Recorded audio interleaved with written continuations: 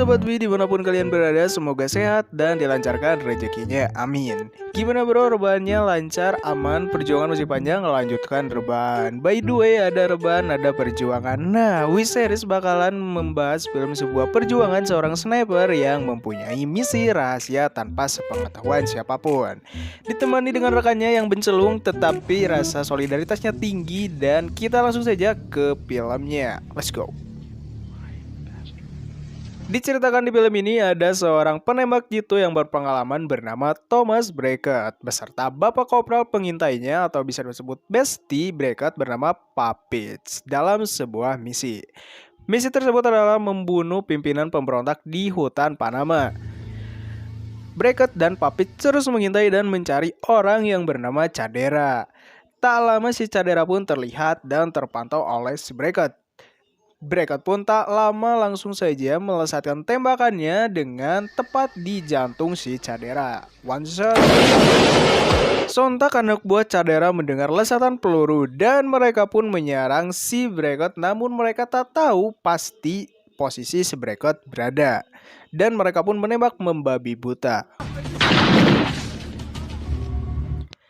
Setelah misi selesai, Brackett dan Papich memutuskan untuk berpindah tempat untuk mengelabui kejaran para tentara atau pemberontak Panama. Mereka pun berjalan menyusuri sungai. Karena sudah merasa aman, mereka pun beristirahat di sebuah pohon besar di tepi sungai. Karena si Kopral Papich ceket, dia pun minum dengan halab-habnya. Dan si Brackett melanjutkan menghitung bon anjukan di warung Ceimas. Selang beberapa saat, helikopter pun datang. Bukan pada seharusnya yang tadinya malam, tiba-tiba heli ini datang siang yang dia tahu itu sangat beresiko memancing perhatian musuh. Mereka pun pergi menyusuri sungai untuk ekstraksi penjemputan. Brackett menunggu dan memastikan situasi sudah aman. Mereka pun mendekati, tetapi ternyata posisi mereka sudah diketahui oleh sniper musuh. Papich yang masih mensterilkan kawasan pun harus meregang nyawa. Si Brackett pun berusaha untuk menolongnya, sayang semuanya sudah terlambat dan menjadi pukulan hebat untuk si Brackett. Selanjutnya, Brackett dipasangkan dengan Richard Miles, seorang penembak jitu ataupun si beban yang tidak memiliki pengalaman bertempur ataupun bencelung. Di sisi lain, si Kopral beban ini mengikuti rapat intelijen yang ternyata misi yang sebenarnya melenyapkan Miguel Alvarez. Dia seorang jenderal yang akan ditempatkan sebagai penguasa di Panama. Dan ternyata semuanya berawal dari masalah perebutan kursi-kursi di bidang politik.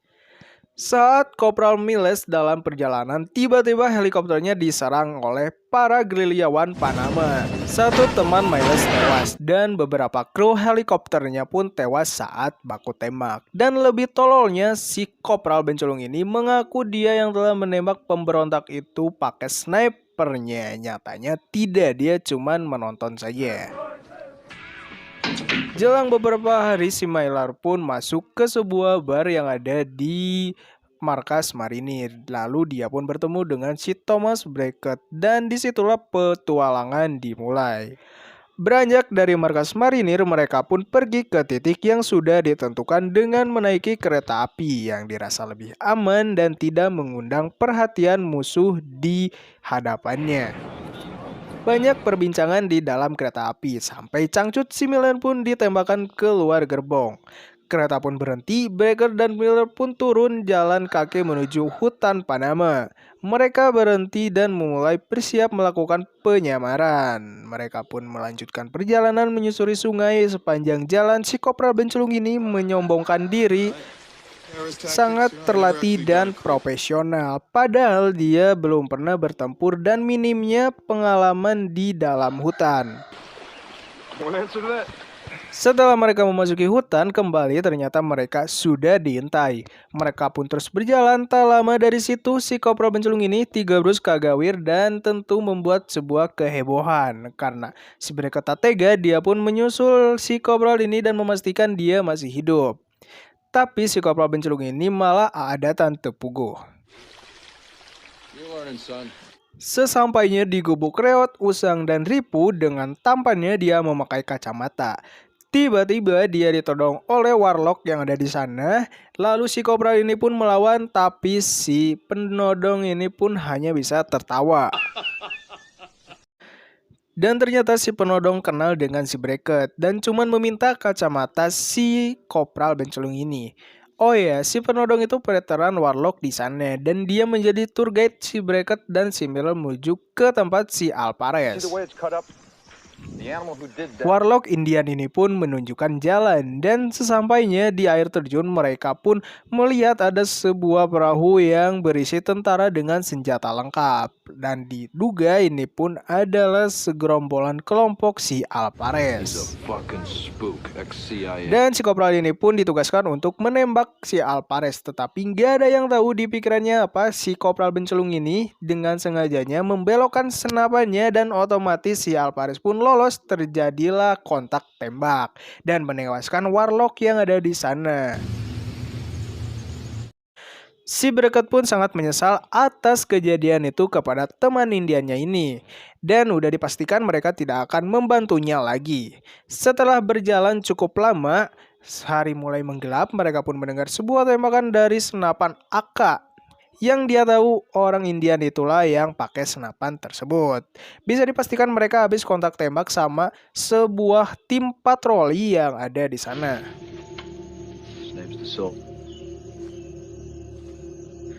Lalu mereka pun pergi dan memutuskan untuk beristirahat di dalam sungai. Dan lagi-lagi si Mirror pun mengeluh bagaimana bisa bobo di keem tiri Selobalenta, tapi Breaker pun tak menggubris dan mereka pun tetap beristirahat di sana karena dirasa di sana itu terlihat lebih aman dan tidak akan kena patroli. Keesokan harinya mereka pun melanjutkan perjalanan dan menemukan sebuah pemukiman. Lalu mereka mendatangi pemukiman tersebut dan anehnya tidak ada siapa-siapa di sana. Mereka pun mendatangi sebuah gubuk kecil dan mendapati seseorang yang sedang terluka di mata dan jarinya sudah terpotong.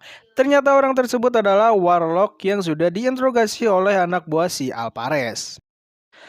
Mereka pun melanjutkan perjalanan. Di tengah perjalanan, si Bracket dengan sengaja menyimpan sebuah kertas dengan tujuan agar sniper lawan mengikuti dirinya. Karena dengan pengalaman Bracket yang sangat teruji, dia dengan sengaja mencelup-celupkan sangkurnya untuk memancing perhatian si sniper lawan. Lalu si Bracket pun melesatkan pelurunya tepat pada mata sniper musuhnya.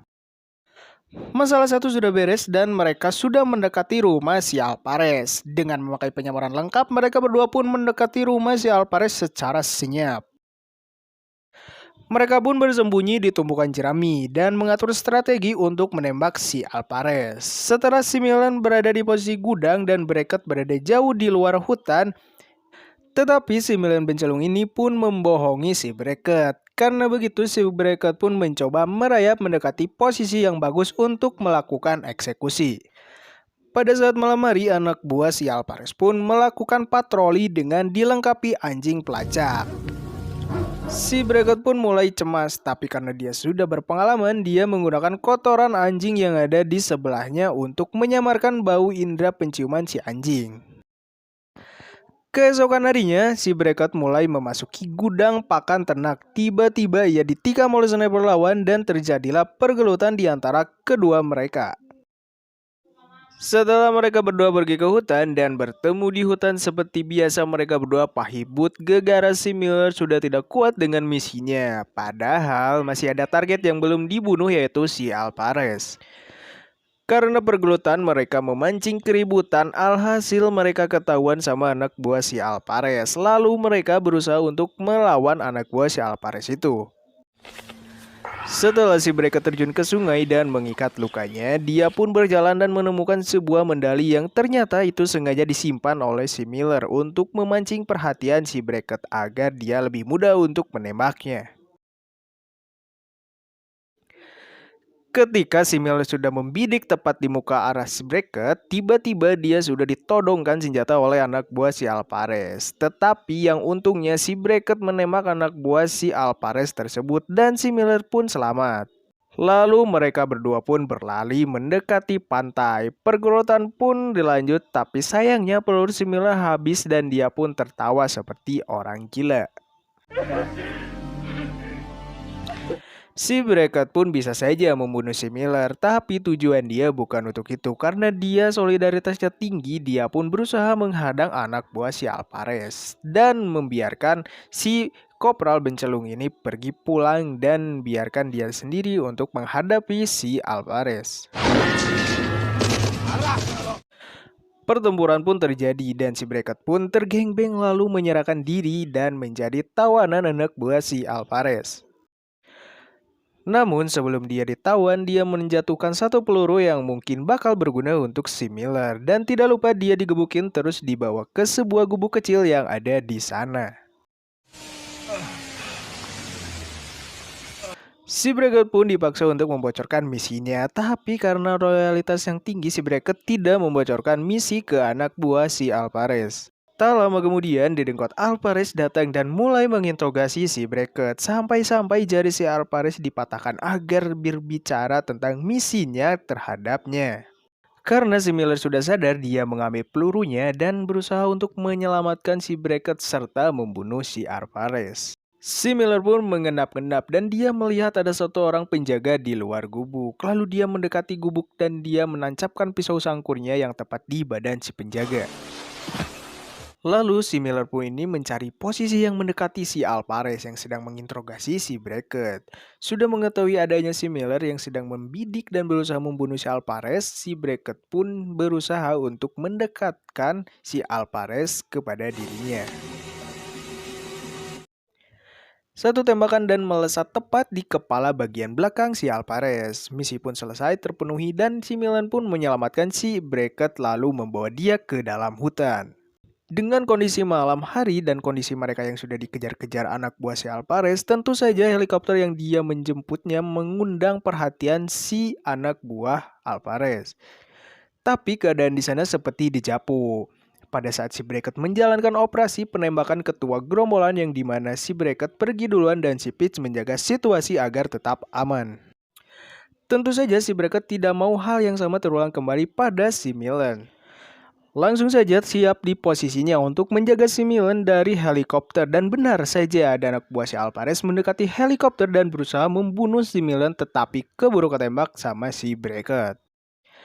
Mereka pun berhasil masuk ke helikopter dan diangkut oleh helikopter. Misi pun selesai dan semuanya selamat. Tamat.